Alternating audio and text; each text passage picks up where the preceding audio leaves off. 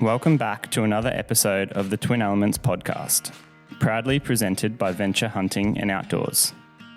If you're like us and passionate about hunting, spearfishing, and many other outdoor-related pursuits, with an eagerness to fast-track your learning, then this podcast is perfect for you.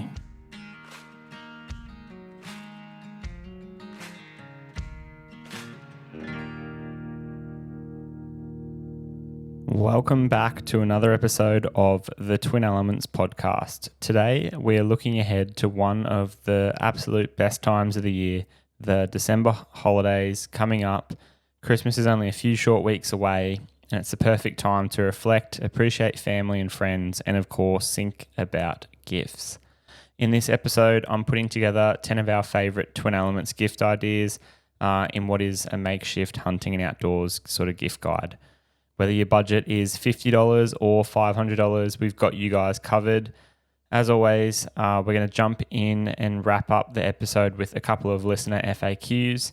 If you have a question that you want either James or myself to answer, then please send them in to our email, info@twinelements.com.au with the subject line FAQ.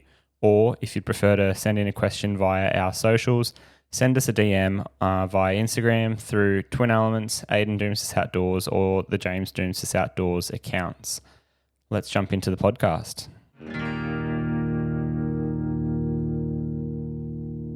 Born out of necessity, Day 6 designs and builds specialised equipment for hunters. Their arrows are bomb-proof and consistent. I've been running their 275 spine HD shafts for the past year or so. In that time, I've taken big game animals such as bull elk, roaring red stags, Asiatic water buffalo, wild boar, and more. For whatever the critter, I'm confident sending a Day 6 shaft their way. This split between the usual 250 and 300 spine shaft is perfect for the 150 grain broadhead that I run. Coming in at 11.8 grains per inch, my total setup comes in at around 560 grains total. Based on countless pass-throughs with some obscure shot angles, this setup is perfect for all game here in Australia and beyond. Head to the Day 6 website to check out their range, or if you want to check out the Day 6 range in person here in Australia, then Venture Hunting is now stocking their products in-store and online. Alrighty, so first off the ranks for today's gift guide. If you haven't already seen, you need to make sure that you know about the Carbon Game Bar and Lift Kit by Walk and Stalk. So Walk and Stalk is an Australian-made company filling a huge gap in what is the hunting market here in Australia. They created a lightweight, rugged and multifunctional design in what is the Game Bar. So the Carbon Game Bar is a genuine 7-in-1 tool. The first use, you can extend it from basically what is a handheld pole and make it into a fully long featured trekking pole for steep or rough terrain traversing through the woods. Function number 2, attach your binoculars up top through their little mechanism for what is a stable monopod styled glassing setup. This helps immensely with just freehanding. I can picture the guys in the Samba Woods, or if you're hunting the red deer rut or raw and you don't want to sit down and necessarily get a spotting scope or something like that out with the tripod attachment, then simply just, screw your binoculars onto this handheld sort of attachment, place that on the ground, and then you've essentially got another, pillar of support to glass more efficiently and reliably out there in the field. The third use is as a supplemental shooting stick of sorts. So set your rifle up on the V-shaped mount to get extra stability while shooting. And to be honest, I've used this function even as a bow hunter with a lot of my rifle clients at Spotted Safari. So I've just seen firsthand how this works and how effective it can be. Using it to obviously get into range on a chital deer stag. Say you're at 60 meters and you're not quite close enough to get to that next tree or termite mound because you don't want to bust the stalk with a few hinds around. Instead of having to shoot offhand or, risk a sort of unsteady shot, you simply set the rifle up in the V-rest and you can shoot literally where you stand. And it takes what was once a tricky shot and makes it a much more simple shot with the support of those shooting stick functions. So the fourth use is that obviously James and I film our hunts, and most of the time we're hunting together, so there's another hunter around. But the fourth use is that you can use it as a phone or camera mount for self-filming. Pretty much very similar to what was once the fashion statement that was the selfie stick. If you picture it in that sense, the game bar has an attachment that basically converts it to a full-length selfie stick, which is awesome, because if you're already carrying it out there for the meat retrieval, then you may as well, as a solo hunter, be able to utilize the selfie stick for taking photos of your game or videoing or documenting your hunt as well. Use number 5, and potentially one of the better uses, especially if hunting solo, it's super, I guess, not known about just how tricky it can be to actually drag an animal, just because you sometimes lack like where you can hold them from, especially if it's in steep country. And just by being able to use the webbing of this setup, wrap it around the game bar and attach it to the game bar, then wrap that webbing or string, essentially, for those that aren't familiar, around the legs, antlers, horns, whatever it may be, whatever part of the animal, it can be the whole head, to be honest, of that animal, and then drag that animal via the actual game bar.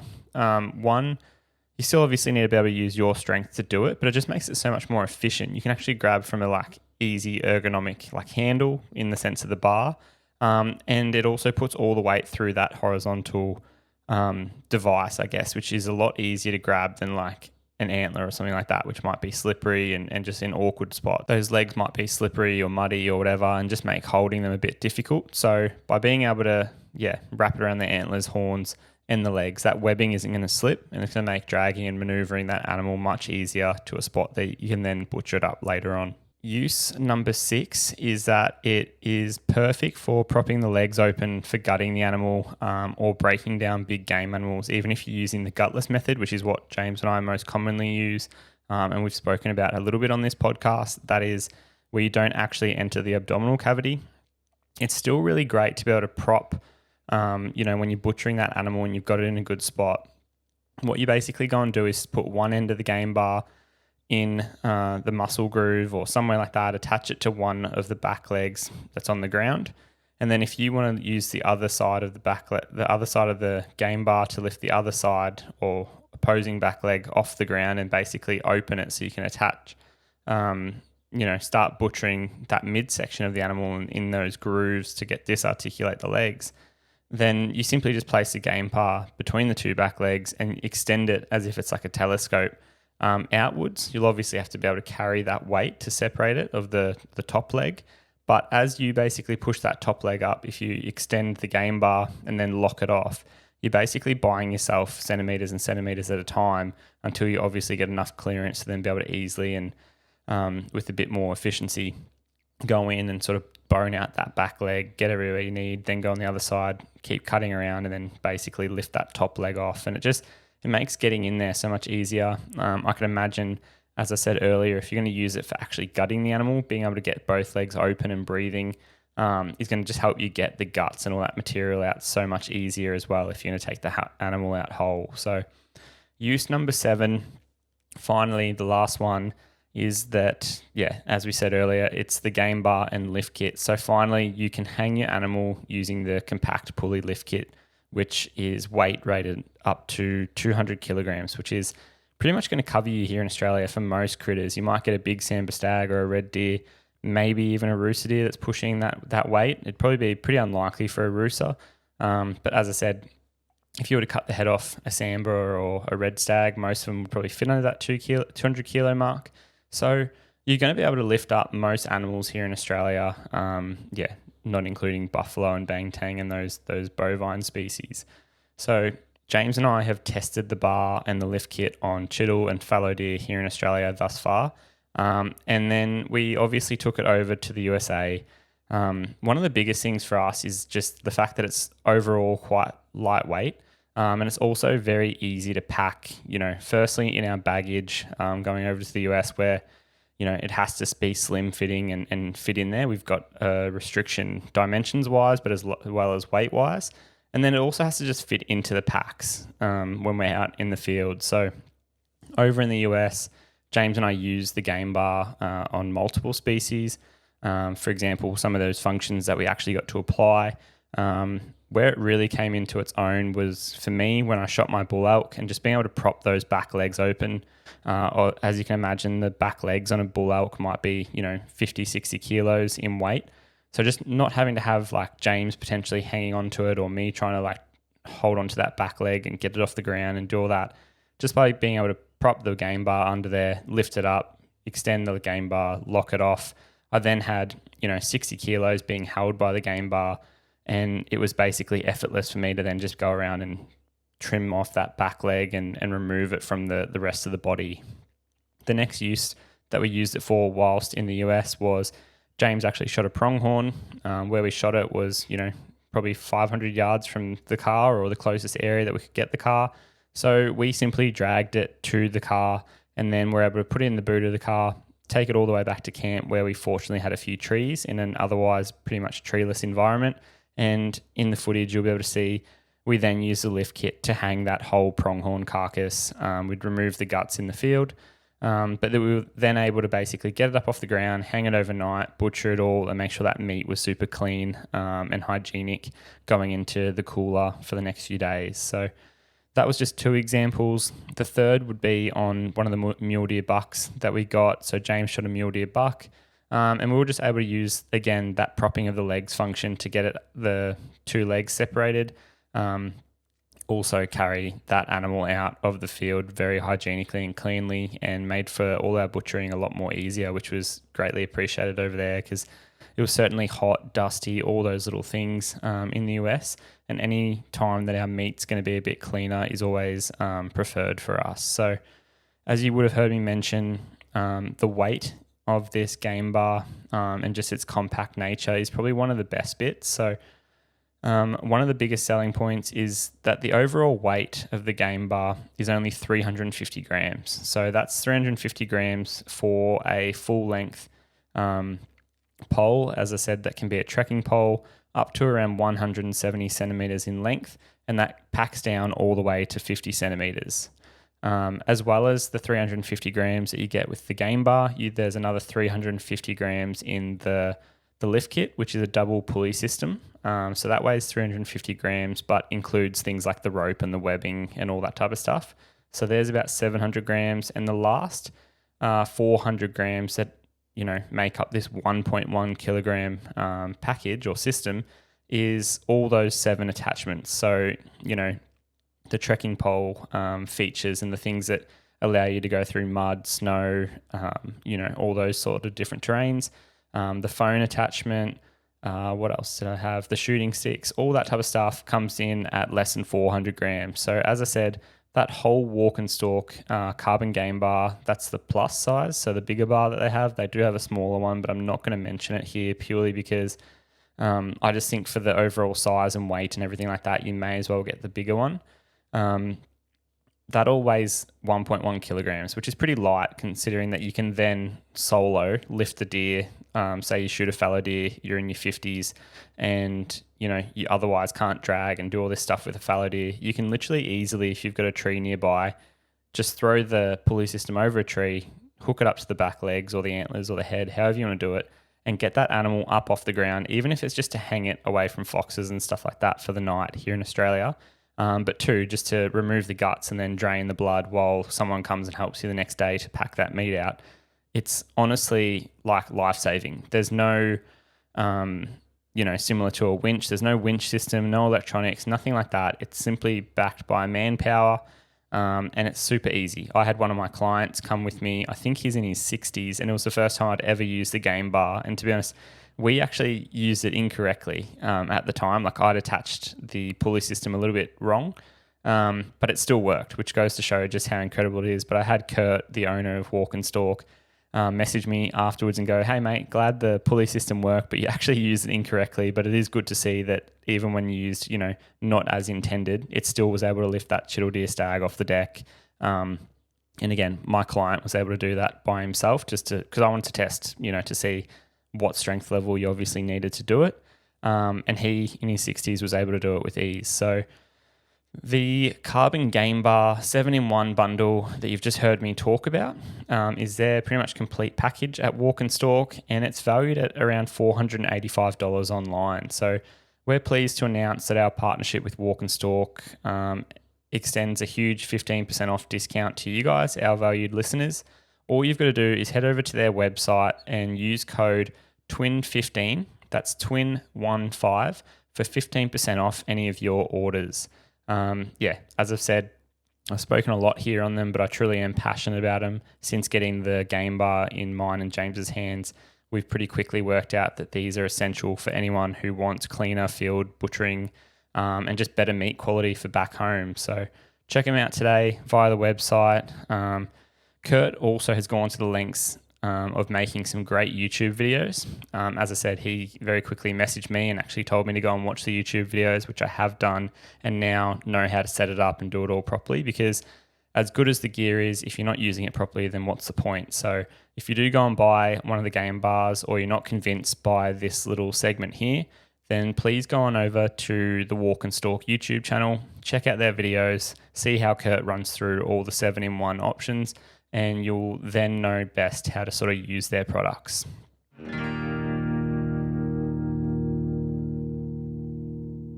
When it comes to bows, reliability matters. That's why serious archers choose Hoyt. Built for performance and consistency, Hoyt bows deliver the speed, accuracy, and feel you need to make every shot count. Whether you're on the range or out in the field, Hoyt gives you the edge. Upgrade your bow and experience the power and precision of Hoyts. Remember, get serious, get Hoyt. Item number 2 is the Eberlestock Recon Bino harness. So this is another genuine game changer. James and I have tried more Bino harnesses than we can sort of remember. It started off in the early days with the Bone Collector Bino harnesses, Vortex, Kuiu, Pnuma, Leopold. We've sort of, moved through them all. And to be honest, they all have their place as good binocular harnesses. But honestly, since trying the Eberlestock Recon modular Bino pack, it's, in my opinion, the best on the market. What I really like about it is that they offer a 5.5 inch wide sort of, dimensions. They're 2.5 inches deep. And then depending on if you want the large or small option, there are 2 sizes. The small is 8 inches. So if you've got binoculars that are 8 inches long, then that will be fine. If you've got them that are a little bit bigger, then you'll want to go the large. In most instances, the large would be my suggestion, as that's just going to cover majority of the binoculars on the market. So the magnetic forward pull lid is probably one of the best features. We've all been around people that use Bino harnesses that are magnetic, but they're like snap function almost. Like you slightly open it, and the second you indicate that you want to open it, it just snaps forward and locks on the binocular, like on the other magnetic part, making a large slapping noise. There's those ones that are like zip, or they've got little tabs and things like that, and you're flipping around, mucking around with them at close range, trying to work out what's going on. Whereas this, it's a very subtle magnetic pull forward sort of lid. It's relatively silent, fast, and reliable. So for the last intricate parts of, a stalk, we use them all throughout the rut, Montana. I've used them on Chiddle Deer, recently in Cape York. When I get really close to an animal or in that last stages of a stalk, I'll actually just open it and prop it open. And that way it's out of the way and it sits there, completely open, but the binoculars fit in that Bino harness so snug that there's not really a risk of them falling out. So then you've got the other option that when, you're going through thick scrub, especially if you're one of those sambar hunters down in Victoria, pushing through, blackberries or tea tree or dogwood, you've got the option to then just simply close it up and walk away without concern that your binoculars are going to get damaged or anything like that. So it really does have both uses, as well as just being silent, which I think as bow hunters, James and I appreciate most. They've put a lot of work into that magnetic forward pulling sort of lid. Another feature that I really like and appreciate is the large front zip pocket. So if you guys want to jump online and check them out, as I said, it's the Eberlestock Recon Modular Bino Pack. As you're listening to me here and you're looking at that website, you'll be able to see they've got the large front zip pocket, And then that's also complemented perfectly by another 2 side pockets sort of on the left and right of the binocular harness as it's sitting on your chest. So these compartments are perfect for things like game calls. James and I used it a lot in the USA with, like, on the left-hand side of my Bino harness, for example, I'll have, like an elk diaphragm call. Back home in Victoria, I'll use fox whistles in there, all that type of stuff. James and I often will have a battery in there as well, especially if we're just doing a little bit of photography or filming by ourselves. A lens wipe in the front pouch, even a wind puffer. And that's, to be honest, my wind puffer often sits on the right-hand side compartment. But what's great about this modular system is that it also lets you add, so as well as the Bino harness, to that you can simply add a Recon rangefinder pouch or the Recon utility pouch. So that's another sort of fist-sized pouch that fits on the left and right-hand side of this Bino harness, makes it like a 3-prong sort of thing. And I run these extra pouches as, just for easier access and more storage to things like my rangefinder. So my rangefinder is then always on me. I don't have to put it away in a pocket or have it sitting on my backpack or anything like that. It's on my chest harness, which essentially has all my integral bits of gear. So this is really good, especially, so my rangefinder I personally have on my right-hand side of the chest rig. And I'm just motioning here now, but I basically lift my right hand up, have to do very minimal movements to get my rangefinder, which is on my chest, up to my eye. It's probably about 8 to 10 inches in length. Whereas if I have it in my pocket or anywhere else, somewhere, say on my hip belt or my backpack, then my hand has to wander a lot further. And in my opinion, if you're ranging an animal, then generally it's within close range. You're trying to get a bead on it to do that final bit of the shot. So at that distance, when the animal's nice and close, the less movement, the better. So just by having that rangefinder pouch on the Bino harness, it really does add a benefit there. And then having these extra compartments, such as the utility pouch, allows me again to store more things, such as my InReach Mini. Like, I might chuck my Garmin InReach in there, which is the safety device, if you guys haven't heard of. Things like a head torch, a knife, you name it, whatever fits in the utility pouch, it pretty much all goes in there, rather than having it in the backpack, which, often James and I have described these sort of run and gun style hunts that we do. Say you see a big boar on last light half a mile away, you want to be able to run over to it, drop your pack, mark it with your phone or your GPS system, and then run at that boar, knowing that you've got, enough gear to, one, keep you safe in case you trip and fall and cut yourself on a broadhead, but two, get back. Say that you've dropped your pack and you forgot to take your head torch out. By having it in this utility harness, it just means you've got all these valuable things on you. Say it's a good boar and you've got your phone on you to take a photo, but you would have otherwise left your knife back at the backpack, but you've got your knife or a scalpel or something like that sitting in your Bino harness, then you can, remove its head if that's all you want to take. You don't have to do this extra walking around. You can get back to your pack in the dark.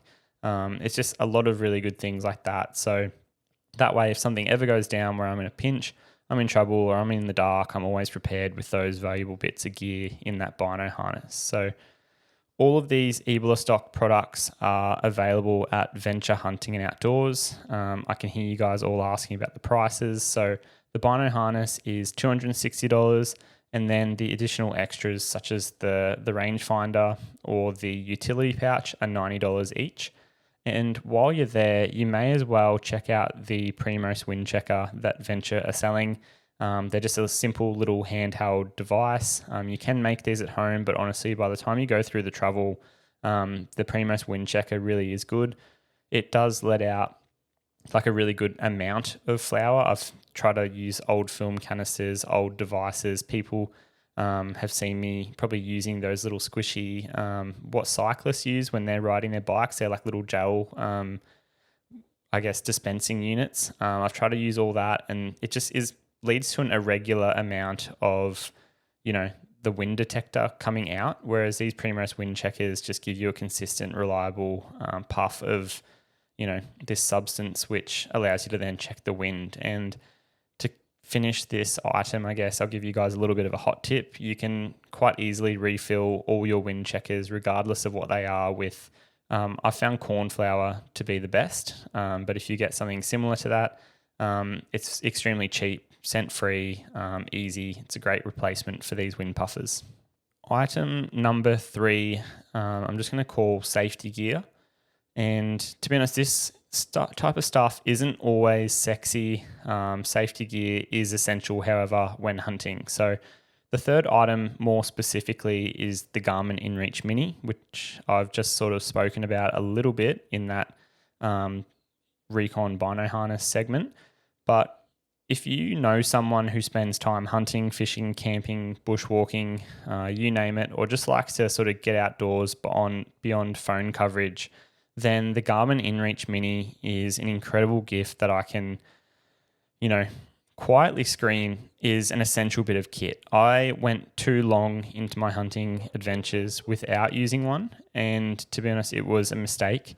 I just got lucky, but it's not flashy, like a brand new gifted rifle, or if someone was to buy you a guided chittle deer hunt, something like that. But when something truly does go wrong, which trust me does happen when out in the bush, the Garmin Mini might just be the difference between being stranded or being rescued. So as the name suggests, the Garmin InReach Mini is small, lightweight, compact, and offers some great features. So the most important feature to James and I, without a doubt, is the two-way satellite messaging. Essentially, this feature is pretty much most appreciated, like in my instance, by my partner, but I know that family and friends definitely appreciate it as well. Just last month, for example, James and I were up at Cayuga Adventures, and while we were driving to go out hunting boars with Maddie Moore, one of the crew from there, the transmission basically blew out of this little Suzuki that we were driving, and the car stopped running. It actually caught on fire. We were able to put that out with a little bit of sand from under the car. It was spattering out all engine oil, all this type of stuff. Nothing great.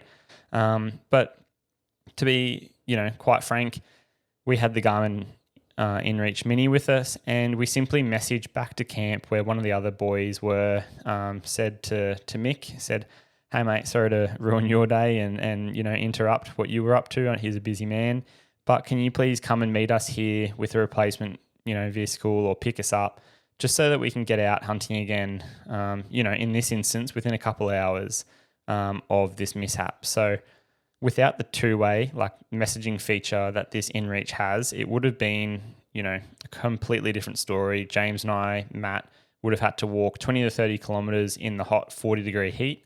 Most likely, we probably wouldn't have even done it at the time we did during the middle of the day. We would have waited till dark and then done the walk in the dark, hoping that someone, was starting to look for us by then. But, that would have cost us a full day of hunting. So the inverse is that we were prepared. We did have the safety device. It wasn't even a dire straits sort of information. In this situation, it was more of a convenience sort of thing that we did use the InReach. But again, having the two-way messaging let us keep in contact with people that needed to get us out of that situation. And again, it's the exact same as when you're in the backcountry. Whether it's in Montana and we haven't spoke to our partners for a day or two, we always try and check in, sending alerts such as, back at camp safe, had a good day hunting, all good. And we've been told by our partners time and time again that assurance that we send when we otherwise don't have phone service, or they otherwise wouldn't have any way of reaching us knowing if we're safe, that assurance that we are safe is massive for them. And it, in both ways, it works for us too. Like, our partners can say, yep, us and the family are all good. Everything's good back here in Australia. Enjoy your trip. And that type of stuff is just a massive relief when you're out in the great outdoors. So touch wood, we haven't had to use any of its emergency features. However, the Garmin InReach does also come with an SOS function. You simply hit that button and it notifies the emergency crews that you need help. Added features also include, things like location sharing with, I guess, you've got to make sure that you've got a trustworthy hunting buddy. But again, if you just want to let your partner or the landowner or whoever it is know where you are, you can send your location. It is still like a GPS. And then it also has a long battery life, which is essential for these sorts of things. Like James and I, while we were in Montana, had that device with us at all times and didn't have to charge it once, and it still had pretty good battery by the time that we went home. A lot of these things these days are simply USB-C charging compatible, I guess would be the word. So it makes it simple, super easy. You can charge in the drive, often from a USB device in the car, all that type of stuff. So the Garmin InReach is an amazing bit of kit that I recommend everyone have. Venture Hunting stocks the full Garmin range. Check them out today online or in store. And just for you guys, for a reference, they start at around $680. So they are expensive. But again, if you're looking at this Christmas gift guide as someone that's trying to shop for someone that has absolutely everything, they might be an avid hunter that has got everything, or if they're new to it, and that you're just trying to find something that they're going to have and be able to, not necessarily upgrade. Some people buy camouflage gear, work at that, they don't like it, buy the next set of camouflage gear, or broadheads. Everyone seems to start with cheap, shitty broadheads and end up with something like Cayuga broadheads, which are an absolute game changer.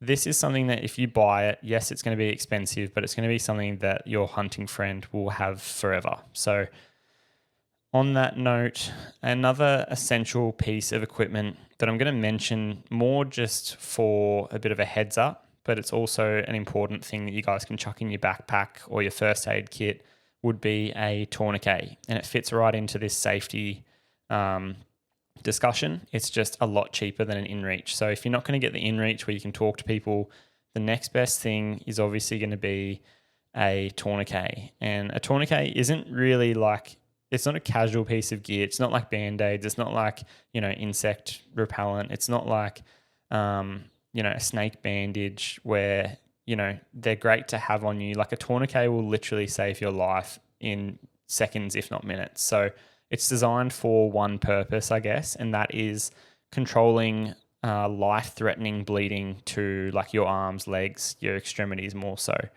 So today, tourniquets are obviously used by paramedics, military medics, remote workers in certain areas.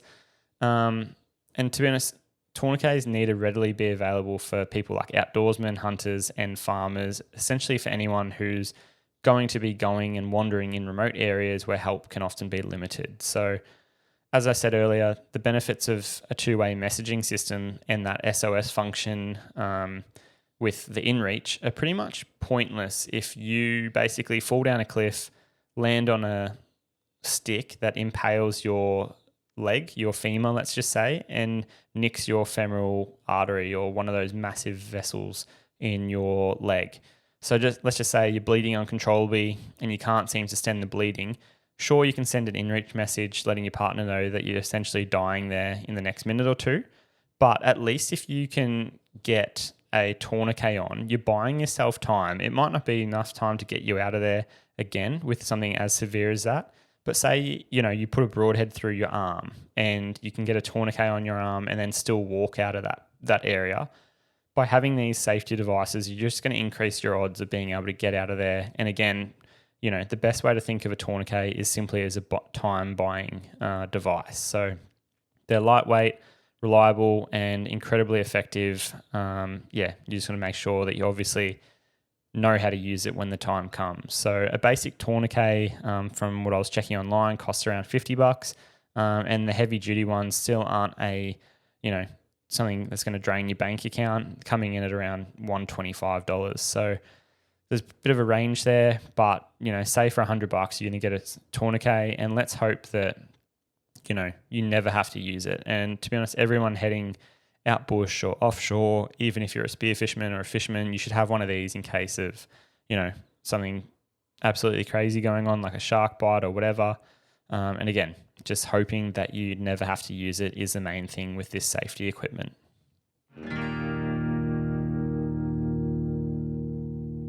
Whether it's hunting, fishing, hiking, or any other activity in the great outdoors, Dog and Gun Coffee is ready to fuel your adventures.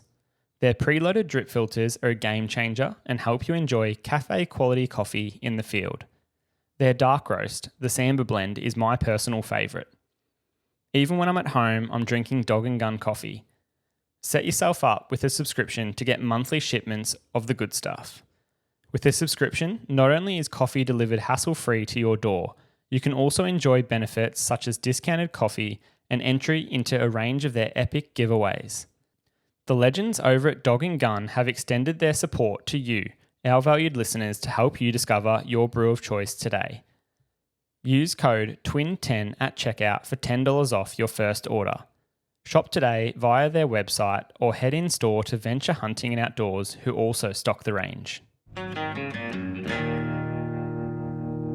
Item number 4 is more of a lineup. So we've been running Pnuma Camouflage for over a year now.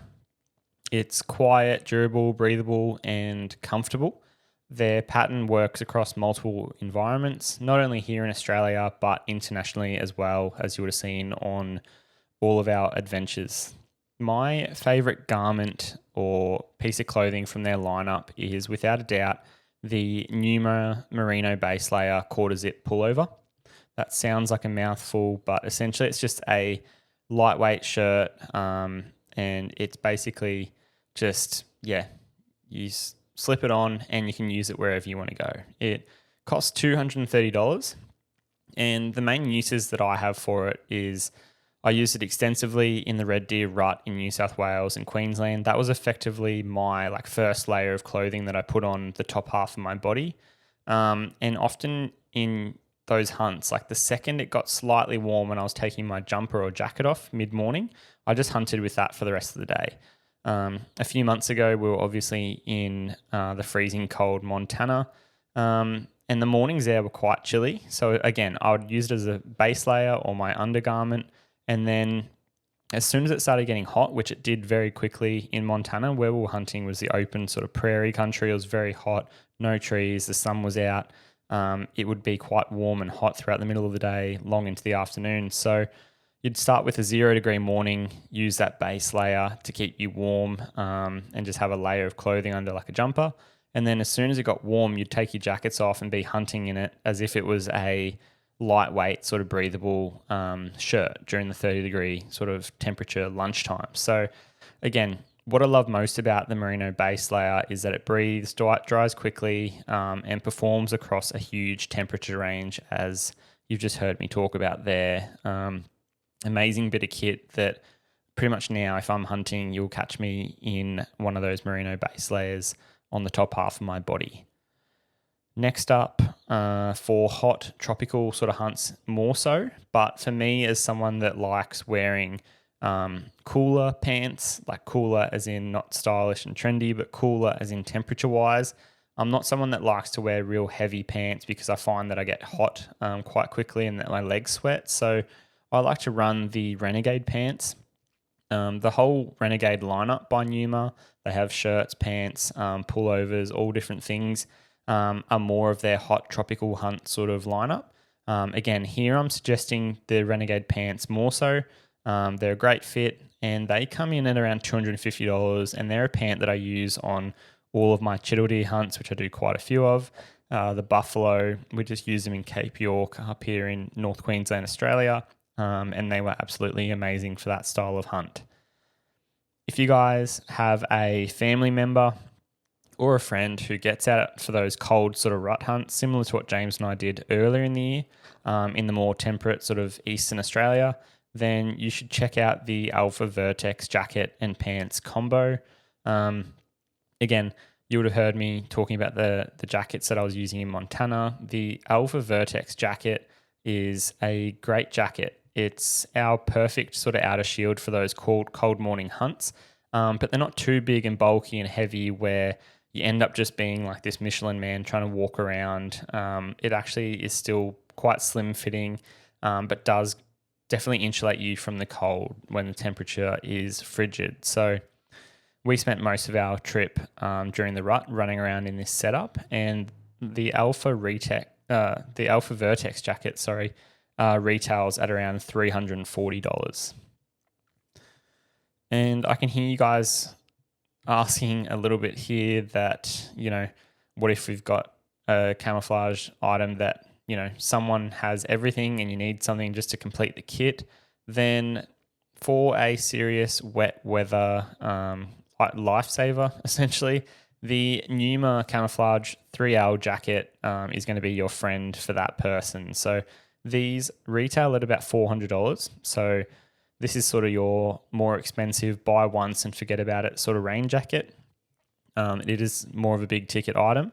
But I basically throw mine in a dry bag and then leave that packed away tightly, water sealed at the bottom of my backpack. So that way it's ready to go on pretty much all adventures. We were hunting in the Cape recently. This is just an example where it was like 35, 40 degrees most days. And then we still got, rain. It was expected because we had the build up to the wet season, but it was still nice to be able to just chuck on my wet weather gear in the sense of the Pnuma 3L jacket and not be absolutely drenched. As soon as that storm went through 20, 30 minutes later, I was able to whip that jacket off and just go about my business, and I was otherwise dry. Same thing as the rut. I basically spent 2 or 3 days at a time in this 3L jacket and was able to stay warm. And the thing about, if you get a bit of rain in a tropical environment, it's not really that uncomfortable. You might be a little bit wet and sticky and stuff like that, but you're not going to be at risk of something like hypothermia. Whereas, if you're down there in New South Wales, like we were hunting around the Hunter Valley where temperatures in the morning were 0 degrees and sometimes it would only heat up to 10 degrees during the middle of the day. If you get absolutely drenched and then don't have any dry clothes to put back on or take off or do anything like that and relayer once the time comes where the rain's stopped, then you're going to get extremely cold and expose yourself to dangerous situations. And that's where I love most about the 3L jacket is that, not only is it light enough to just chuck in my pack and not be something that weighs me down in a dry bag, but it's also super tight sealing. It's got a great configuration around like the arm sleeves, the hood. The hood's actually great as well. And this all just combines to prevent water from getting into those unwanted places. Like I can't think of anything absolutely worse than when you go to glass and you've got like a shitty, not well constructed sort of rain jacket on and it doesn't seal up enough around your wrists and that water runs down your wrists, down your elbows and then into your core when you put your arms back down from glassing. It's the absolute worst thing. And that's where, these have these great little tightening systems that basically ratchet the jacket down to your arm and your wrist and prevents that water from leaking into your core, keeps you warm, keeps you dry, which is the biggest, most important thing when you're looking at rain jackets. So for all of the above suggestions with Pnuma Camouflage, it is stocked exclusively in Australia by Venture Hunting once again. So this is available in stores and online via their website. Obviously, if you are buying it for yourself and you want to go and check it, go into their Springwood store or their Hamilton store, try them on. They've got a really extensive range there, which is good. You'll be able to feel like the difference between the Renegade lineup and the Merino base layer, as well as, feel on and try, the Alpha Vertex jacket. So for example, I'm often a medium in terms of like my pants, base layer, lightweight shirts and all that type of stuff. And then I tend to be a large or go up in size for the jacket because the last thing I want to do is be able to have to fight and, really push to get into gear. I'd rather be a bit more like comfy and have a size up when it comes to my outer layers just so I can still move pretty easily. So that's just a bit of a tip and a recommendation there. But again, go into Venture Hunting, try it on for yourselves and check out the range in store. Item number 5 is Dog and Gun Coffee, and more specifically, getting your friend a subscription. So everyone loves coffee, and if you don't, I don't want to know about it, don't want to know you. So a Dog and Gun subscription is an affordable, practical, everyday gift. Here is an example of what my partner and I pretty much get monthly. We've got a subscription, and this is what rocks up to our door every month. So I'm a big lover of the Sambadeer Dark Roast. We get 750 grams of whole bean goodness coming to us. We've obviously got a coffee machine that can grind it and make cafe quality coffee at home. So that comes in at $50. And then the preloaded drip filters, we get a pack of 15 of those. So those two are our staple. The drip filters for 15 come in at $45.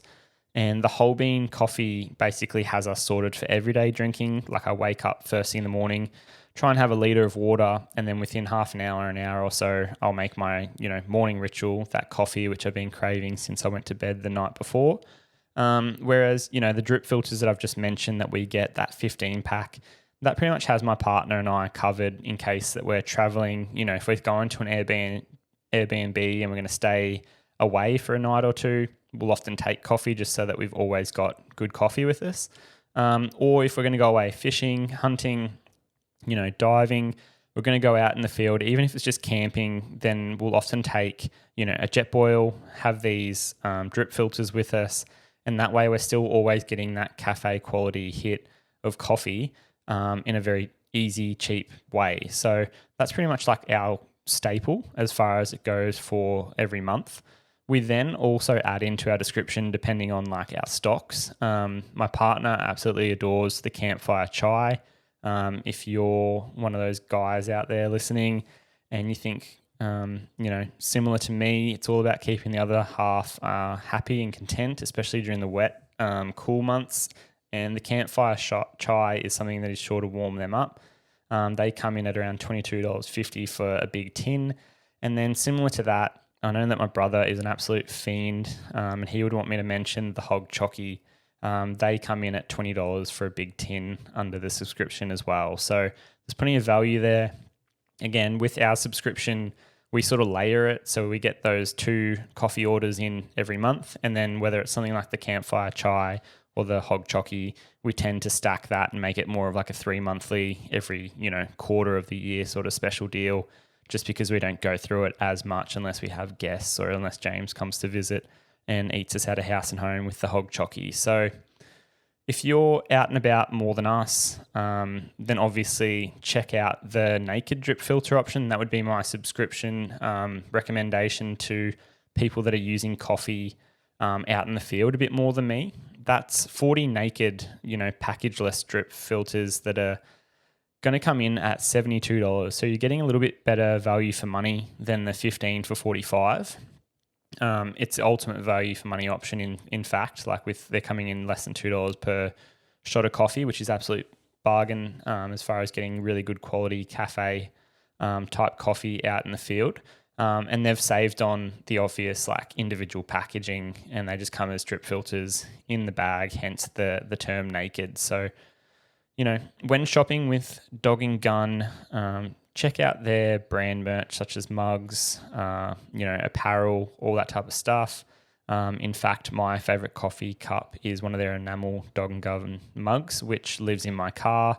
And that way, whether I'm drinking water, coffee, you name it, out in the field, I'm drinking it from my Dog and Gun mug.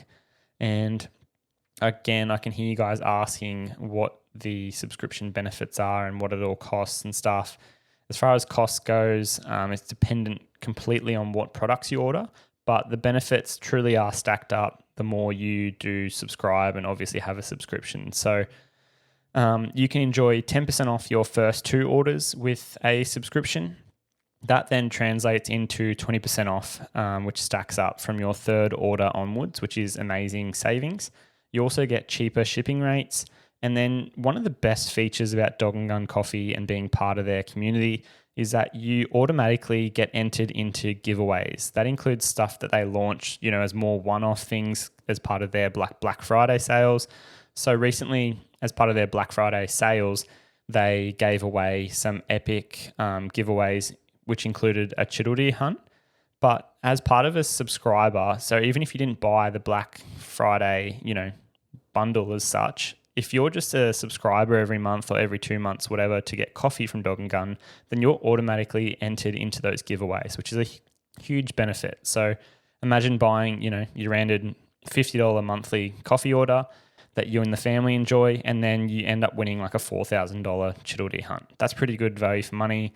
It's just one of the benefits as being part of their subscriber package. So the last thing that I wanted to emphasize when it comes to Dog and Gun is that the frequency of orders is extremely flexible. As you would have heard, mine's monthly, but you can change this depending on how readily or infrequently you sort of need your coffee hit. So say yourself and the family, or you're living by yourself, you don't drink that much coffee, you can get a 750 gram bag of coffee every 3 months that gets delivered to your door. So Dog and Gun Coffee ultimately is a brand that supports the hunting industry, and they've extended that out to you guys, our valued listeners. So please use code TWIN10 for $10 off your first order, and remember to set up a subscription for a coffee addict this Christmas holidays. Have you ever tried applying for tags in the States? Then you already know the pain. Different states, different draw systems, deadlines all over the place, point schemes that don't make no sense, and half the websites don't even like international credit cards or our addresses. Which is why Ayden and I rely on Huntingful. These guys live and breathe the US draw system. They break down every state, every species, every tag option, and lay it out so hunters can finally make sense of it. Whether you're chasing elk in Colorado, mule deer in Wyoming, or whitetails back east, they'll tell you where to apply, what your real odds are, and how to build points without wasting time or money. Additionally, they create a hunt strategy that infinitely increases your chance of success. Our success in the US would be nothing like it is without the help of the Huntingful team. So if you're looking to turn that bucket list US hunt into a real plan, then join Huntingful. Use code TWINELEMENTS when you sign up to get 25% off your first year's Huntingful application fees. Let the Huntingful team guide you through the chaos. Item number 6 is the Twin Elements prints. This is definitely a bit of a personal plug from James and I, but for $50 only, you can grab yourself or a family member one of our Twin Elements prints. So when you guys purchase these prints, you're quite literally making mine or James's day. When we see that email come through, see the order, and then organize everything to getting that from the poster factory to your door, or the printer factory, I should say, to your door. It absolutely is all organized by us. It's something that's very much in-house, and it directly helps with James and I, and obviously funding our hunts and our adventures and all that type of stuff. So it's still pretty wild for James and I to obviously think or know now that our prints are being distributed all over Australia, and some of them are obviously hanging up in the houses of you guys, you legends who listen to this podcast. So yes, Twin Elements prints, which are available on our website. We have over 40 images available, and there's quite literally something online there for everyone now. We have, photography subjects such as deer, buffalo, elk. There's cattle, like domestic cattle in cattle yards, bulls, dingoes, birds, landscapes, and much, much more. There's something to do with the wild and adventure and all that type of stuff. So please check them out. Once you've decided on the specific, print that you guys want, what's next to do is select the material. We've tried to make it as easy as possible for you guys. So we have 2 options which make it pretty easy. There's basically a more glossy finish or a more matte finish. From there, you then select your size. So as I said, from as little as $50, you can get one of our A4 prints, which are pretty small, just a regular sheet of paper, but they're obviously printed on amazing quality to highlight our photography skills, if I don't mind saying so myself. And that goes up from $50 for an A4 to $80 for an A3 sizing, and then $130 for an A2 sizing. They're just the 3 sizes that we recommend because, to be honest, it's the most easy, the simplest. We didn't want to create 50 different sizing options and scare people away and make people not commit to obviously just buying a print. But the benefit of where we go and print our prints and get them done is that we can make our prints fully customizable. So if you guys just give us the dimensions, as long as it's within 1.5 meters on the largest aspect, then we will go get a quote from the printing company and we can get that organized and told to you guys so that we can get that print, up and running and hopefully to your house. So as long as you guys jump online, order now when this podcast drops, and receive the prints by the 15th of December, which gives you guys just enough time to get them, packed, ready, wrapped in time for Christmas, and then obviously gifting them to a family or friend, or if you want to get them for yourselves, then the sooner you shop, the sooner you get them before Christmas. As always, please, we want to extend, our thanks to you guys as listeners of the podcast and just people that support the show and everything that James and I do. So please use code TWIN20 for 20% off all prints across our website. Thank you very much, legends. Feels a bit weird sort of plugging our own product, but I genuinely do think that they would make an amazing Christmas gift idea, which is why we've listed it here as item number 6. And I guess, the biggest thing from us is that James and I don't really do a lot of this for money, but this is one of those things where every purchase that you guys make as a listener of this podcast, someone that supports our channel, our feeds, all that type of stuff, and the work that James and I do, then it has a direct impact for obviously fueling our adventures, letting us do more of these things that we can then go and experience, hopefully document and bring back to you guys, whether it's through this podcast as an audio form, the YouTube as a visual form, or what have you. At the end of the day, we truly appreciate it. Alrighty, rounding out the top 10. Here we go. This is item number 7, which we're just going to say knives. So I'm going to start by talking about Iron Gate knives. They are handcrafted Australian-made knives for hunters, fishermen, chefs, and everyone in between. What James and I love most about this incredible brand is their craftsmanship. So immediately when you do get your knife, you can see the work that's put into each individual blade and handle. And then, to be honest, speaking of the handles, the team construct unique handles made of some incredible materials. So one of my favorites that I've seen them make and use and construct these handles with is a vibrant abalone shell option. They also have, their staples or more rustic sort of stuff for their hunting, chef knives, all that type of stuff, which would be more of the Australian hardwood timber. They've also used horn, even antler to construct handles. So at the end of the day, you're getting a knife paired with a handle that is going to be pretty unique and pretty cool. As I said, it really does, speak to their level of craftsmanship. One thing that you'll see when you pick up these knives as well is that they are certainly built to last. So when you hold it, you know that it's going to perform long into the future. Using the steel that they use, they have an amazing edge.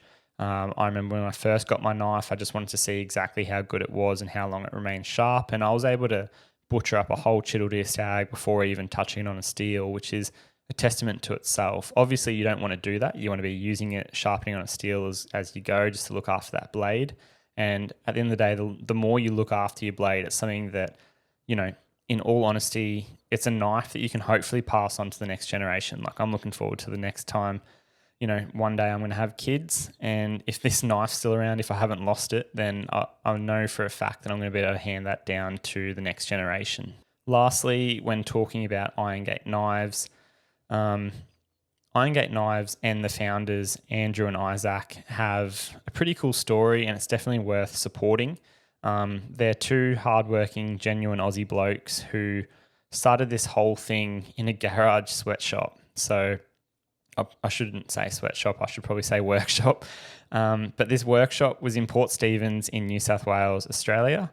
And basically they upscaled that over time, but was pretty quickly to create what it is today. And now they're operating out of a full-time factory with a bit of a team around them. And they're just a lot more efficient, but they've still got all those staples, that hard work, genuine goodwill, all that type of stuff. The good Aussie battler, good Aussie bloke sort of background carries through in Andrew and Isaac's work. And you can see that in each and every knife that they make. So prices vary at the end of the day. They're pretty much based on each unit, and each unit can be very unique. And as I said, like, you can get custom knives and things like that. So the best thing to do if you want to check out Iron Gate knives is to subscribe to their newsletter. They do a weekly drop online via their website. So make sure you head to Iron Gate Knives and check them out there. Or, as I said, send the boys a DM or an email or something like that, and they will give you a bit of a quote for a custom order.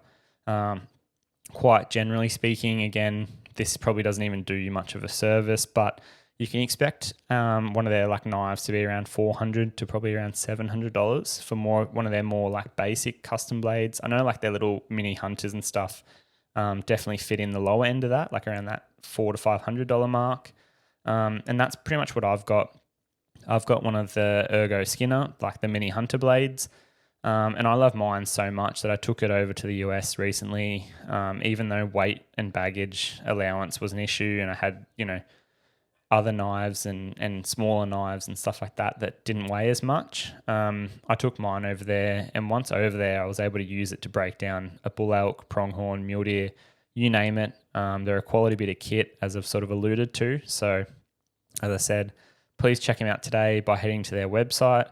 Or follow them on social media at Iron Gate Knives. They've got quite a following now. They do some awesome videos from the warehouse, or the factory, I should say, building these knives. At the forge, handcrafting them, all that type of stuff. So Iron Gate Knives, check them out. Before we get off the topic of knives, though, I did want to mention a budget option. I understand that some of these Christmas gift guides have been at the higher end. The Garmin InReach at like $680, the Walk and Stalk at like $480, the knives here at $400 to $500, all that type of stuff. And I do understand that sounds like a lot of money for Christmas gift ideas. These are just some of the top, things that I could think of heading into Christmas. But what I do want to do is mention a budget option here for knives in complete transparency. So if you guys prefer using like replaceable blades, then the Outdoor Edge replaceable blade knives are your new go-to. So obviously with a replaceable blade, then you don't expect the same quality as the fixed blades that Iron Gate Knives create that we've just sort of discussed. These definitely aren't on the same level as far as, I'm not going to hand an Outdoor Edge replaceable blade knife to my kids in 20 years or anything like that. But they do definitely have their place. So the Outdoor Edge in particular as a replaceable blade knife, I know there's a lot of options out there on the market, but where I think that they're better than a Havalon or something like that, or something like similar to a scalpel blade surgical sort of knife, replaceable fixed blade knife, is that they're stronger, more stable, and have definitely less breakage than a Havalon. This is basically due to the strong fixed ridge that runs along the back of the Outdoor Edge blade. So Havalons lack this feature, which is why the blade always seems to break for me at the midpoint. And I can't tell you how many times caping chittle deer out or trying to remove the head and the cape from, a carcass, trying to remove the ball socket joint from the hip, all these specific little parts, or removing the skull from the spinal column to detach it from the body. And you go and like levy that Havalon knife in there, and you're trying to just get that last little bit of cartilage or whatever, and it always just cracks. Whereas this Outdoor Edge, especially with the 3-inch to 3.5-inch knife, they just have that ridge that runs along the back of the blade, and it basically prevents it from snapping. Like, I haven't snapped a blade, and James and I used them for a long time. We're pretty rough on our gear a lot of the time, which is why I've now converted and enjoy the fixed blade of the Iron Gate knives. But I will say that the Outdoor Edge 3-inch knives, they are a lot cheaper. So they retail for around $110. And you can pick up replacement blades. I think they come in 5-packs for around $40. So for $110, you can pretty much get 10 blades and a knife that you can then, use 10 times. And you should be able to, with a bit of skill, use that on 10 different critters. Another thing that I do like about these blades compared to the Havalons is that because they are a little bit bigger and thicker, I've even run a steel over them or used them on a steel when out in the field, and it does extend their shelf life. And obviously you don't want to be using, dull blades all the time, but if it's something like just, cutting the back straps out, you don't actually need an extremely sharp blade for that. Obviously, if you have the tools and everything to do it, then you'd prefer that. But even if you've skun an animal and you're just trying to then get the meat off, you can just simply use these replaceable blades as if they are a fixed blade, resharpen them as you're going, and you'll get a little bit more life out of them. So that's a bit of a hot tip there. And I will mention that the Outdoor Edge knives, that I've just said and those prices that I've sort of quoted, they are available now from Venture Hunting and Outdoors. So there's two great knife options depending on, your budget, your preference. I know a lot of people are going to be completely fixed blade. A lot of people are going to be like, oh, I can't believe you have to sharpen your own knives all the time. I just use replaceable blades and always have a surgical edge. I'm not going to win over anyone in either camp, but there are two knife options there that I would recommend through, quite a bit of experience breaking down animals, butchering, caping, all that type of stuff. Have no dramas with either of those knives.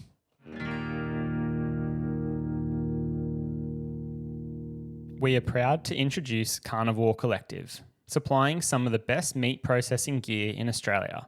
If you're a complete hunter who loves the benefit of being responsible for harvesting your own meat, then listen up. Take control of the whole field to freezer process with gear from Carnivore Collective. The team have absolutely everything you need. We've been running their number 32 mincer, and honestly, it's a beast. That's it. That's all you need to know.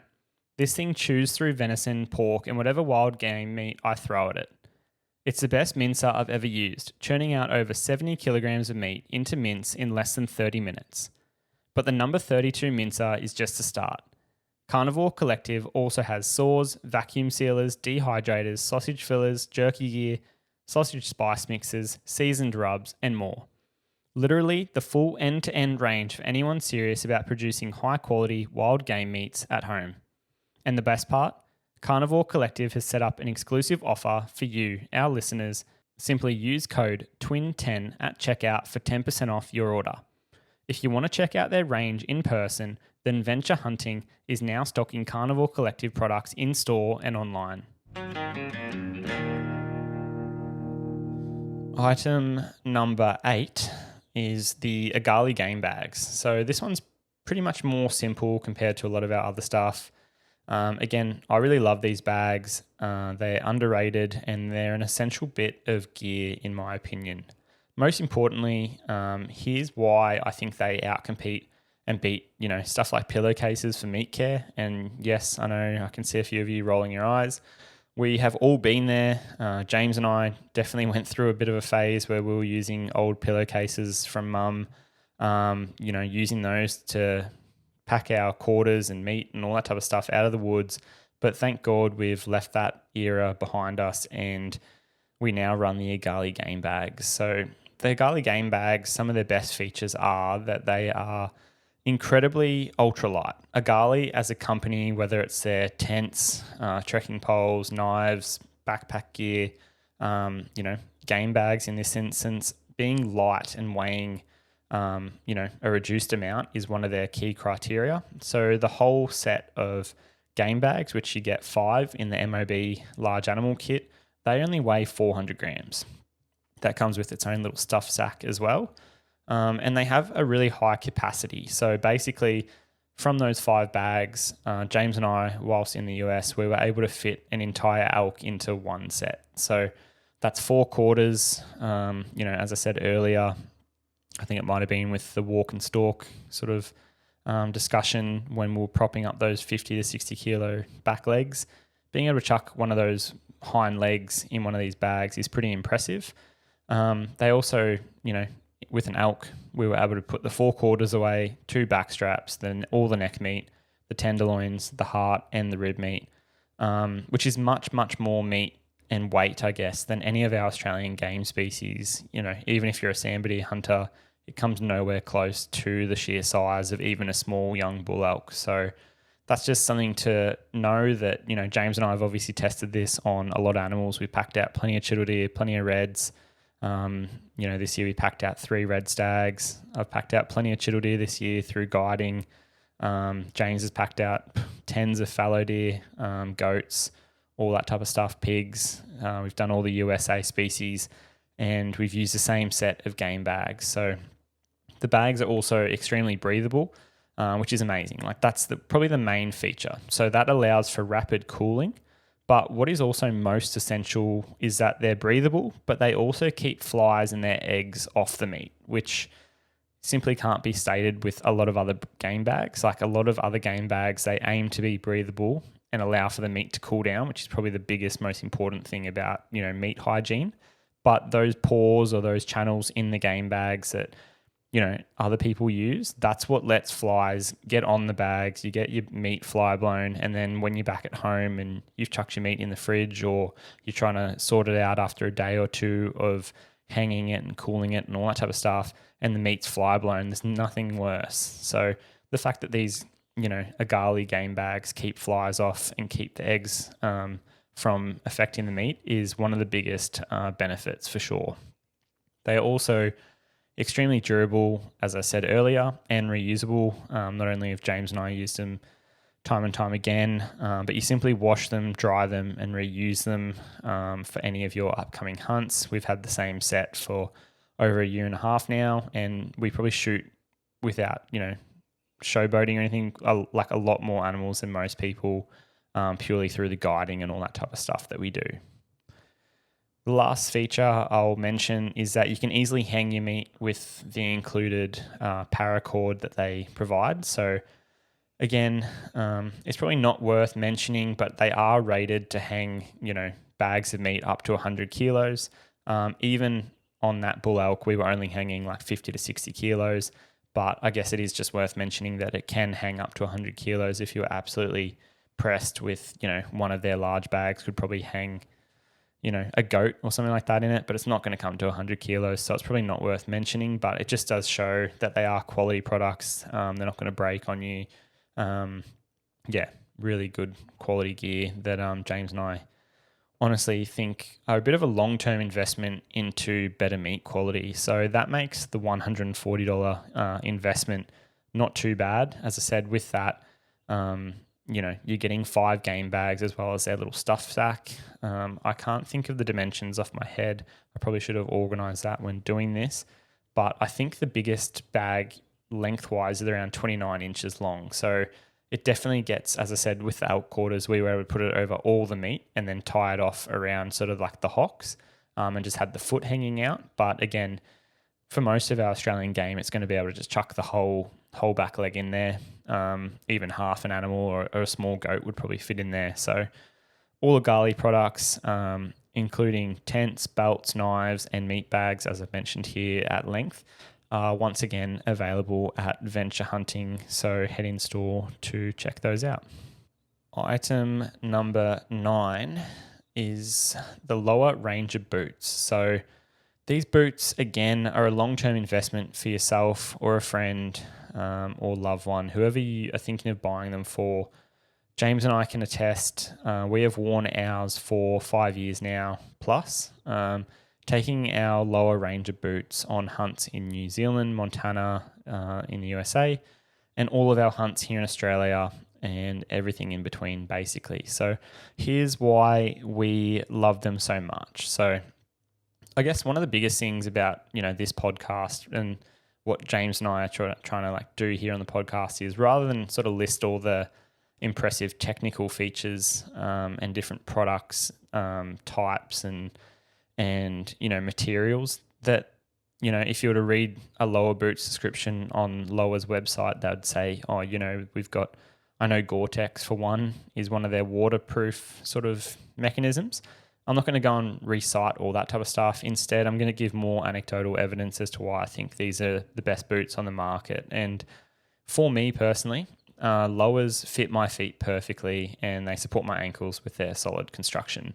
So they're quite sturdy, but they're also, the reason I wear the Rangers is because they're still flexible enough that I can almost wear them as if they're like a rigid sort of runner, if that makes sense, or a jogger. A lot of people say runners, joggers, but basically if you think of like a running shoe, something that you'd go and run 5-10 Ks in, my Rangers feel like that to me, but they're just a bit more flexible for rigid for my ankles. So the thing that I love most about them is that the lower Rangers have a wide fit design, and that adds comfortability for me and gives me enough room to fit my feet into my boots easily. I don't want that wide fit that I'm talking about there to be mistaken for like a loose fit.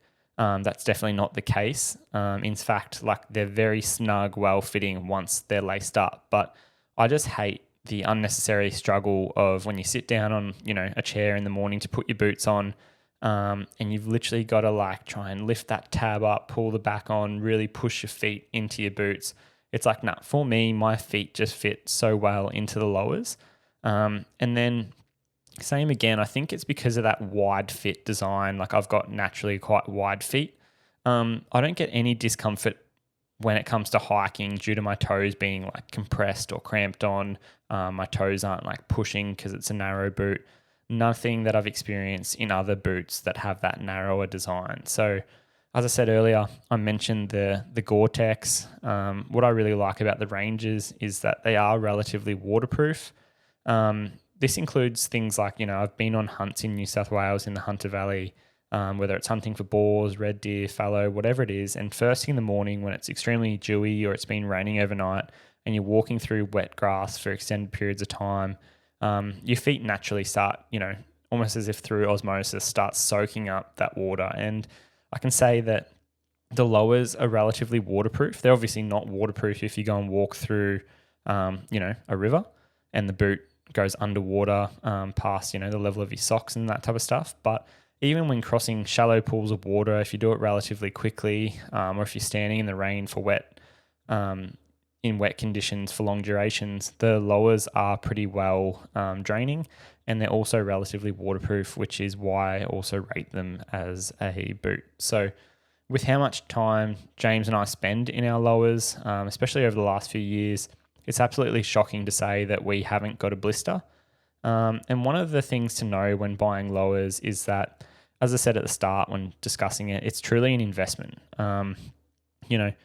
James and I have had our lowers for years at a time. And even if you hunt as much as James and I, which according to our partners is too much at times anyway, that's definitely a lot according to our partners, and we know it's a lot. Like we are hunting multiple months of the year. You can expect a couple of good years out of these boots, which is pretty incredible. It's hard to go and get good footwear these days, let alone good boots that are obviously getting scratched up in rocks, climbing over deadfall, all these types of things. So a pair of lowers, once again, are expensive, not taking away from that fact, but the lower ranges come in at around $595. What I would recommend, because they are such an investment and you're committing to, ideally a couple of years of use out of them, is to once again head into venture hunting, try them on for yourselves, even if it's for a friend. Maybe discuss that you want to buy them for them, but you want them to go in and try the boots on, try the sizing. A half size can make quite a big difference in fit. Of even just trying them on with like a thick set, if you're going to be wearing Merino socks or some sort of good sock for hunting and hiking, those little things are essential just to make sure that you're going to have a comfortable fit when heading out into the field. I will mention as well, just for those of you that are buying online or if you're restocking, say that you're a avid lower user, you use the size 9s and you just want to restock, then you can use code TWINElements for 10% off your next order through Lower's website directly as well. The lucky last item, number 10 for today's Christmas gift guide, is a venture hunting gift voucher. So this is a pretty easy Christmas gift that never misses. I'm sort of copping out here a little bit because, to be honest, I figured that I had probably given quite a few, like looking at some of these, the lowers, the inReach, all this type of stuff, I acknowledge are quite expensive. But again, I'm just trying to push gear that I know works, is expensive, but is going to be something that your friends, family, whether it's buying for yourself using this Christmas gift guide, are going to use and really put work into. Even if it's that iron gate knife, which again, I said earlier, I acknowledge can be expensive at around $500. It's going to be something that you can have for years and years and years. And that's one thing that James and I guess, is probably the theme of this podcast. We don't necessarily buy cheap, and we don't let, I guess, money affect what we're buying. But it just ends up that when it comes to hunting, outdoors, all that type of stuff, often the really good stuff, you do end up having to pay more, but it pays off in the long run. So, there are a few smaller, sort of less expensive gift ideas sprinkled in here, whether it was the Twin Elements prints, the coffee subscription, those sorts of things, even the tourniquet, some of that camouflage gear aren't going to break the bank. But I just figured that the Venture Hunting gift voucher was a really good way to round out the show. Again, as you would have heard, a lot of the things that we use and run in the field are stocked at Venture. And starting from $10 all the way up to $500, you can let your special person, friend, or family member pick essentially exactly what they actually want this holiday season with a gift voucher from Venture. So Venture Hunting stocks, things like packs, boots, bows, rifles, camping gear, optics, knives. They've got spearfishing equipment, camping and outdoor stuff. Basically everything we use and recommend, with our hunting, the brands we work with, all that type of stuff. There's no point me listing their complete range. You should just instead jump online and check out their available products today. And better yet, if you're in Brisbane listening to this, make sure to go and head into their Springwood megastore. It's a huge shop. All their staff members are lovely, very respectful and knowledgeable, and they're always happy to help, which is one of the best bonuses there. So as well, I do want to mention that if you are in Victoria, Australia, then head down to their Hamilton store for the same in-person experience as you would expect at Springwood, Brisbane. So wherever you shop, make sure one other thing I would recommend with Venture is to sign up and create an account, which puts you in the running for their free rewards. So again, everyone loves free rewards. You can earn points on every purchase, and then you can also access like member-only deals and benefits, stay up to date with their emails for events, discounts, all that type of stuff. You know the drill. Sign up to Venture Hunting. You would have heard about them enough from James and I now. And they're just a good brand retailer to work with. And again, for as little as $50, you can have a very thoughtful gift there via the gift voucher, where you're essentially buying that special friend exactly what they want this holiday season.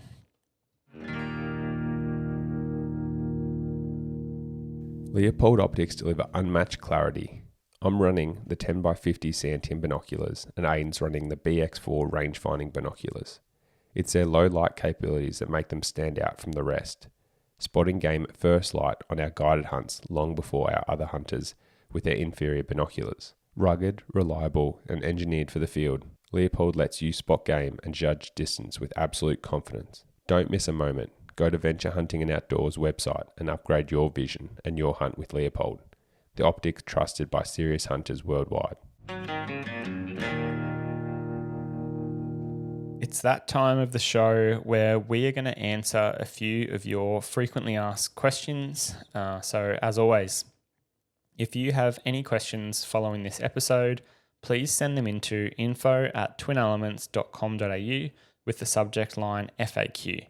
As always, please send us DMs via Instagram or Facebook to either Twin Elements, Ayden Doumtsis Outdoors, or James Doumtsis Outdoors, and we will strive to answer them there, firstly to you guys, and then if we obviously think that they're a great question, something that's going to benefit the greater community, then we'll obviously try and repeat that here on the FAQ segment. So the first question is, how do I know what gear is actually worth carrying?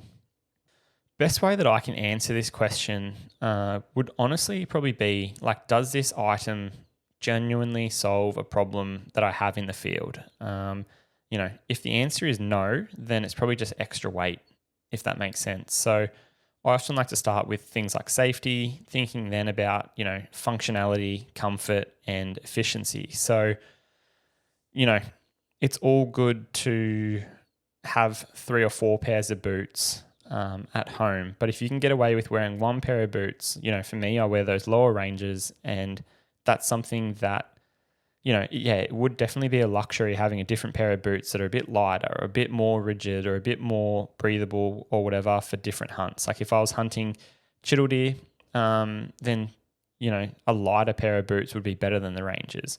But if I then go to New Zealand and go, I'm going to be using crampons and all this type of stuff, then maybe the lower Tibets are going to be a better boot. But I know that with my lower ranges, I pretty much get an all-in-one package that I'm comfortable using, and it's going to help me traverse all terrains. It's more of a mindset thing for me that, I know they're probably going to be slightly heavier on the chittle hunts and then slightly less flexible, less rigid on the tar hunts. But for 90% of my other hunts, they're going to be the perfect boot. So I would rather one boot and then save and, spend money on the margins. The second thing about this question is, I only like to carry what I'll actually use. So a good principle for me, again, is that if I haven't used an item or it hasn't left my pack in, multiple trips, then I often reassess whether it needs to even be there. So, that could be, I don't really have a great example of this at the moment, purely because, to be honest, probably in the early days, I used to carry like 3 or 4 knives because I was always like, oh, what if that knife's blunt or this goes on or this, or I have those Havalons and I need blades or that. And now I just carry like the one knife, a steel, game bags, and like my kill kit is pretty self-explanatory, pretty simple. Again, because James and I have been doing this for like 20 odd years now and we've refined our system so much, we don't really have examples of stuff that we don't really use that often. So finding something that I haven't used in my pack on 3 consecutive trips is pretty rare.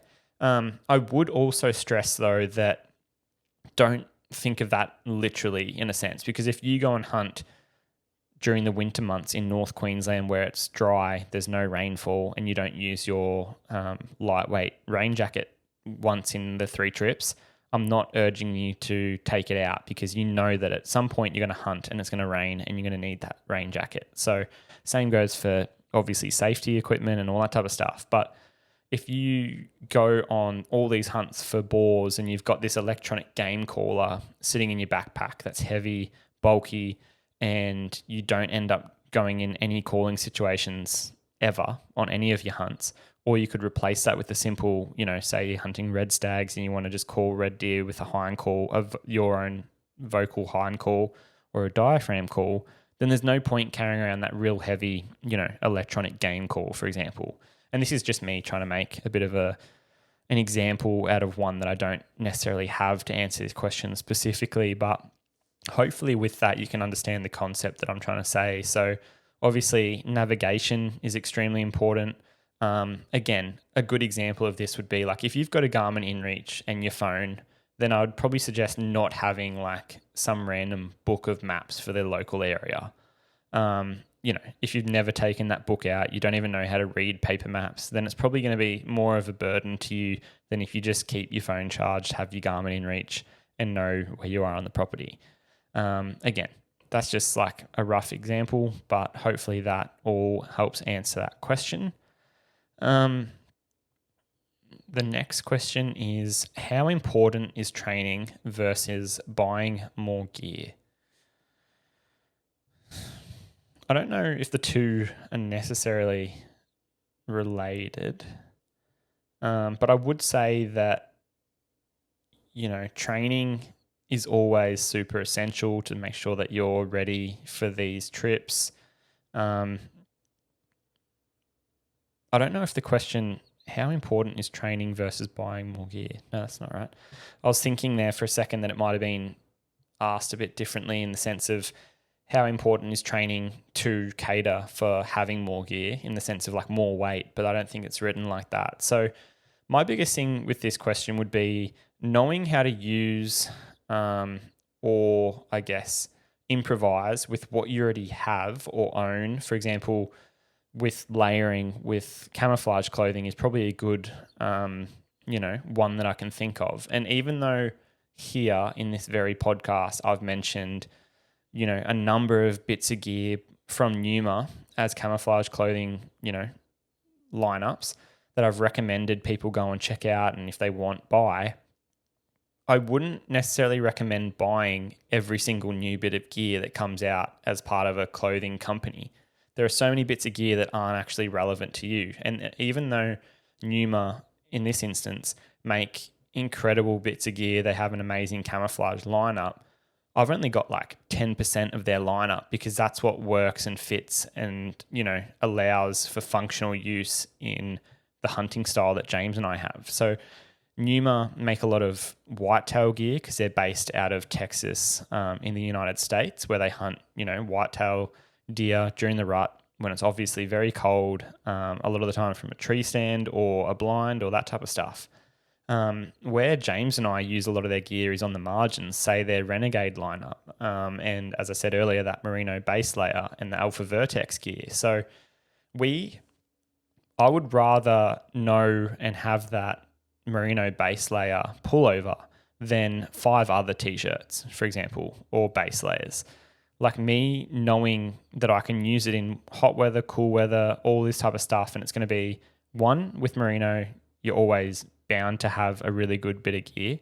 Merino has different weights, obviously, and different, thicknesses and stuff like that. So you've got to obviously do your research there.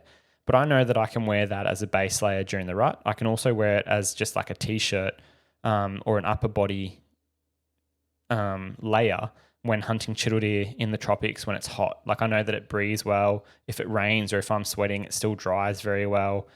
So it's got its perks, which is why I think rather than like having 10 different, upper body layers that are technically perfect for chital deer hunting or technically perfect for the rut, I know that if I use that Merino base layer, I can cover 10 different regions by knowing its pros and cons. So hopefully that helps with that question. Again, I think knowing how to use your gear, even in the example of a knife, for example, like, and I used that Iron Gate example earlier, if you know how to sharpen a knife, have good knife care, then you might buy that Iron Gate knife once for $500.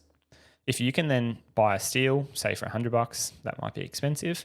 You've spent $600, but you know how to sharpen that. You can sharpen that knife and have good knife care for the next 20 years. Say you go out and buy the Outdoor Edge knife for $110 or whatever it was, and then you buy 5 replaceable blades for $50, and then you go and every year you go and spend $50 buying new blades. In 10 years, you've spent $500. So you've suddenly spent more on replaceable blades than what you would if you just knew how to sharpen your own knife and use that fixed blade. And I'm not saying that's what you should do. Like, the benefits of replaceable blades is definitely there as well. I'm just saying that that's something to keep in mind. So sometimes knowing how to do a skill or a service, whether it's waterproofing your boots properly, using creams to keep them, the leather work and that type of stuff newer, might be better than just buying different set of boots every year because you think that they're broken or the waterproof's gone on them or all that type of stuff. So James and I obviously use our gear a lot. We end up getting holes in our camouflage gear. We end up getting, busted seams, busted clips, busted whatever, busted camera gear most of the time. And the answer isn't always buying more gear. Sometimes it's just knowing how to better use your gear. And then obviously to this question, knowing how important training is just to get you to places to then be able to use your gear. Because there's no point having the best gear and then not being able to get up the hill and get to that roaring red stag. Like, you can have the best 308 rifle, the best, Leopold scope, the best Leopold binoculars, rangefinder, spotting scope, all that type of stuff. See a red deer a mile away. But if you're not fit enough to run up that hill in the rain, sleet, snow and get up there to shoot it, then what's the point? Like, I'd rather have the guy with the shitty sort of, I don't even, no offense to anyone, I don't even know what a shitty bow brand is anymore. Anyway, I can't even think of one. Oh, I can, but I'm not going to say any of them. But say some guy with a shitty old bow from 20 years ago shooting those old aluminium arrows. He's got not even a binocular harness. He's just got a little strap that goes around his neck. He's barely seen this red deer, but he knows it's a stag.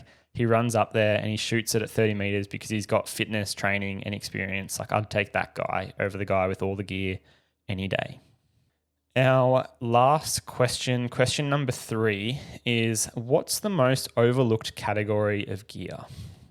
This one I'm going to sort of like cop out a little bit because we've mentioned so many different gear and brands and stuff like that on today's podcast. I'm a little bit over talking about different bits of gear. My brain can't hack it at the moment, and I'm sure that yours can't either. But what I will mention is probably like a good backpack. So something that gives you organization and accessibility, mostly in the form of pouches whether it's straps, just having a load frame is massive. And being able to pack smarter, have more layouts and save time and often frustration, especially under pressure. So my Eberlestock pack, which we've already spoken about, the binocular harness, whether in this instance, for me, it's a compact version and the tidy version, which is the Vapor 2500. If you just think of the 2500 as like a cubic measurement, or we've also got the Vapor 5000 sizes. I pretty much mainly use the 5000 just because of how much camera gear we're lugging around and packing around. But what I love most about my pack is, aside from obviously the fit and just the volume that it can carry, is that I love that it has multiple compartments, including the hood and like side zippers, the bat wings, all these different, accessories that the Eberlestock packs have.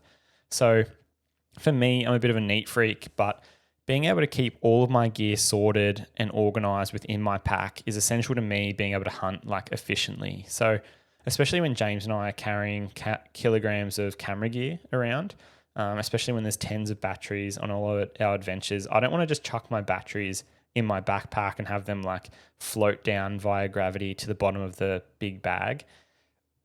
Instead, like I like to be able to put them in a separate little hood compartment, or I'll actually go to the extent sometimes of just using like a little spare accessory pouch within the hood compartment. That way I can just quickly and easily accessibly grab things. So the same can be said that, in a pinch, I really like to be able to grab things like baby wipes. And again, it's not pretty, it sounds terrible, but I love to be able to just grab baby wipes from the side compartment and be off and running, trying to find some privacy and obviously go about my business.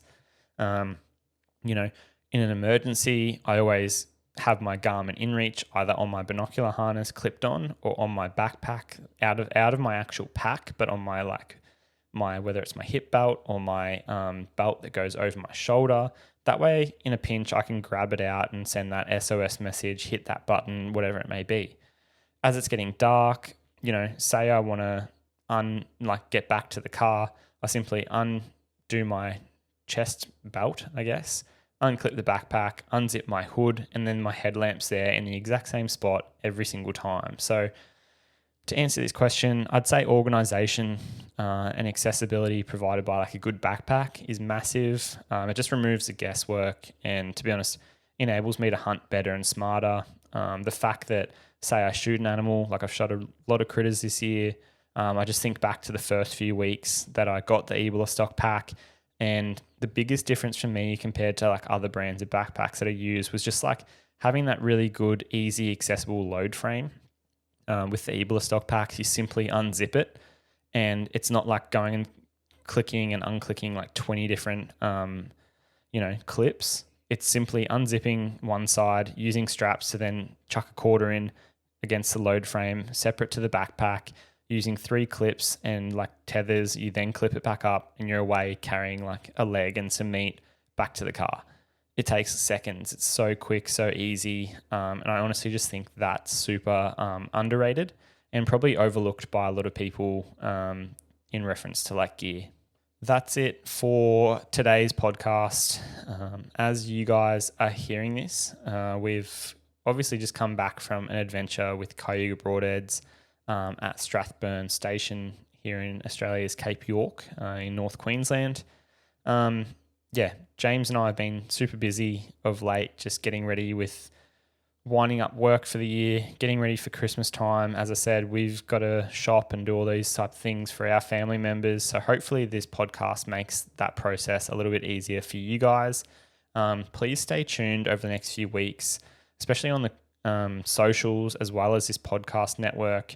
We're going to be getting into that Cayuga footage as well as a bit of information and story time from some of those successful Cape York boar hunts where those boars have those infamous hooks where they're basically born with tusks. So that's going to be a great bit of a story time here on the podcast. As you guys are listening to this, our cinematic Montana bow hunting series where James is chasing elk around with a limited entry tag is dropping on our YouTube. Please subscribe over there, comment and like the films, and make sure that you tune in every Wednesday from 6 p.m. Australian Eastern Standard Time for a new film drop. As I've said on previous episodes, I'll repeat next week. We have the elk series dropping. We have a Northern Territory buffalo hunt. We have the red deer roar that I've talked about a little bit on this podcast. We have those Cayuga films, and then we have another USA, I think it's like a 12-part series going to be dropping middle of 2026. So there's like a film every Wednesday for months and months on end. That is going to be absolutely massive from us. Just the consistency to put out a film every week means a lot of work on our end, but we know that you guys, our valued listeners, are going to appreciate that. So last thing, please continue to subscribe, review, and rate this podcast. It does take a bit of time and effort to put a single episode out, just with the editing, organizing, planning, researching, whatever it may be, collating thoughts. So James and I do appreciate when you guys show your support by backing us, sharing it with a friend, whatever it may be. We definitely see all of your comments, all of your love, support, and we appreciate it immensely. So thank you very much, legends. We will see you on next week's episode of the Twin Elements podcast. Cheers.